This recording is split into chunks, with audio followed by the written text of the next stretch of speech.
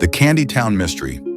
In a town unlike any other, where buildings were built from bubblegum bricks and ice cream clouds floated in the sky, happiness was measured in flavors. There was no such thing as a bad day until this day. As the sun climbed the sherbet-colored sky, something horrifying became clear. Every candy in Candytown had vanished. No jelly beans in the jars, no cotton candy on the corners, no gumballs rolling down the syrup streets. The entire town gasped. Panic spread like spilled soda. The sweetness was gone.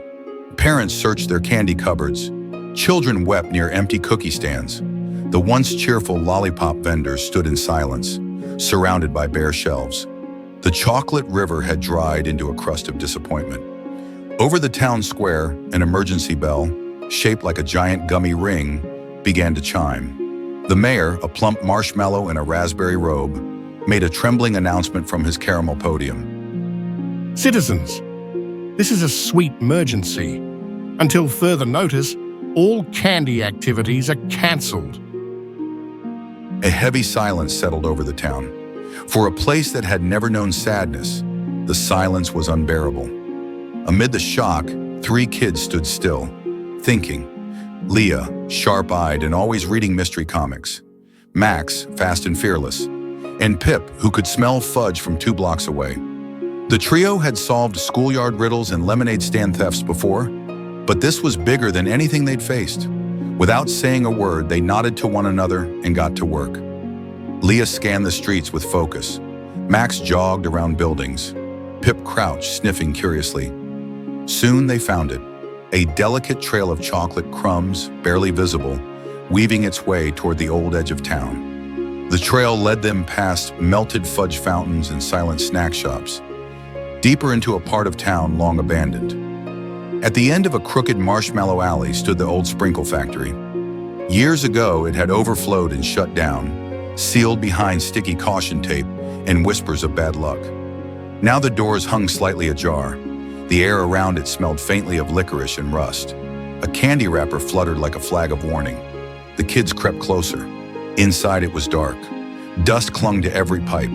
Machines, once bubbling with sugary magic, stood frozen. Yet faint footprints danced in the sugar dust. Fresh. The factory groaned as the kids moved deeper inside. Chocolate pipes above their heads let out soft creaks. There was something alive here. Pip reached out and accidentally pressed a glowing red button. With a clunk and a mechanical sigh, the factory shuddered awake. Belts whirred, lights flickered, and from behind a panel, a hidden storage wall slid open, revealing stacks of candy, candies of every kind, piled, hoarded. It was all here. A sound echoed, a cane tapping on sugar tile.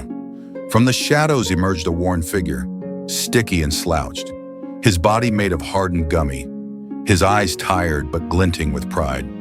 Mr. Gums. Mr. Gums had once been the greatest candy maker in town. But as new trends rose, glitter pops, jelly fizz, rainbow sours, his simple sweets had been forgotten.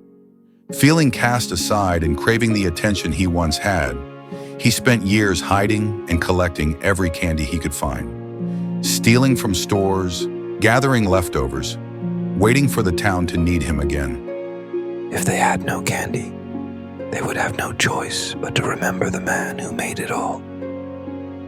The narrator explains. But in chasing that old fame, Mr. Gums had stolen something bigger, the town's joy. He looked tired now, guilty, lost in a pile of what once made him proud. Leah quietly stepped forward, holding out a hand, not in blame, but in understanding. You were forgotten, but this wasn't the way to be remembered. The narrator said softly. The kids offered him a chance, not punishment, but partnership. With his deep knowledge of sweets and their fresh ideas, maybe they could build something together. Something new, something better, something that made everyone smile. Mr. Gums lowered his eyes, and then slowly nodded. 1 month later, Candytown buzzed with joy. The chocolate river flowed again. Candy stores reopened, and in the center square stood a giant booth, gleaming with color. Mr. Gums, now smiling, handed out his newest creation, Sweet Unity Drops, a mix of every flavor, designed to be shared, made only in collaboration. Children lined up not just for the taste, but for the meaning. Some sweetness isn't found in sugar. It's found in second chances.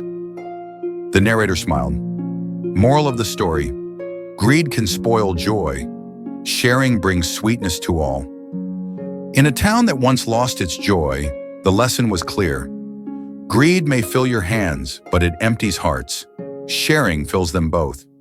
If you love this sweet adventure, hit that like button and subscribe for more magical tales with powerful lessons.